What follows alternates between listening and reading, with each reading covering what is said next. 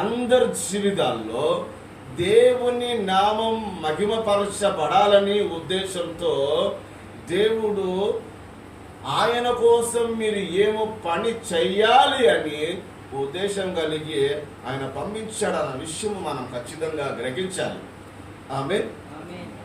జెరెమియాతో దేవుడు మాట్లాడతాడు. జెరెమియాని గురించి దేవుడు ఇట్లా అంటాడు. జెరెమియా 1:5 మనం చూస్తే, జెరెమియా తల్లి గర్భములో నీవు రూపింపబడ ముందుకే నేను నిన్ను ఎరిగి తిని. హల్లెలూయా. తల్లి గడుపులో నేను నిన్ను సృష్టించ ముందుకే నేను నిన్ను ప్రతిష్ఠించి తిని పరిశుద్ధపరచాను. అంటే నేను నిన్ను నా కోసం ఏర్పరచుకున్నాను. ఆమేన్.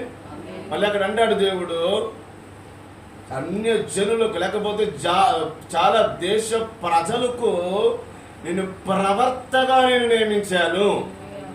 హల్లెలూయా. చూడండి, దేవుడు జెరెమియా జీవితాన్ని ఎందుకైతే ఆయన ప్రతిష్ఠించాడో, ఎందుకైతే ఏమై ఉండాలని ఆయన నిర్ణయించుకున్నాడో అది అతని జీవితంలో అలాగనే జరుగుతున్నట్లు మనకు కనిపిస్తా ఉంది.